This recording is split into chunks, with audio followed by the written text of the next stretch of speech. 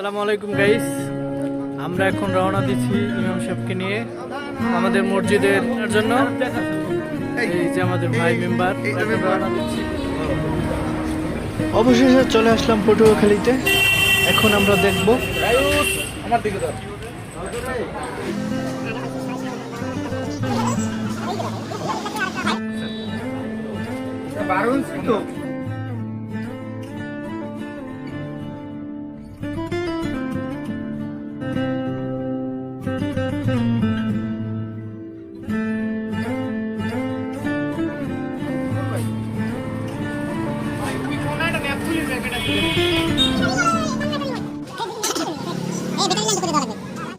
আমাদের মোটামুটি সবকিছুই পছন্দ হয়েছে।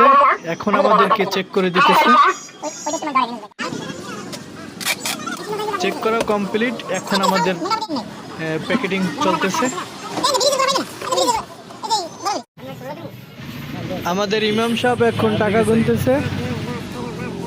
এখন আমাদের চাচা টাকা বুঝিয়ে দেবে তাকে। অবশেষে বোঝাটা ইমাম সাহেবের মাথায় দিয়ে দিলাম।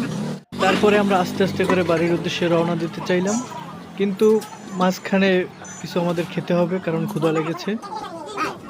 রাত অনেক হয়ে যাওয়ায় এখন আমরা বিরতি দিয়ে কিছু খাবার দাবার খেয়ে নিলাম। আলহামদুলিল্লাহ গাইস, অবশেষে এই ঠান্ডার ভিতরে, রাত্র এখন 10টা, আমাদের মসজিদের মাইকের সেটআপ কমপ্লিট।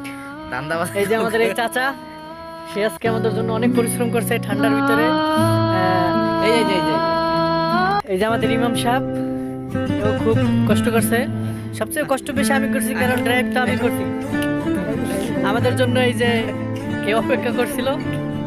সবাই ভালো থাকবেন, সুস্থ থাকবেন। আল্লাহ হাফেজ।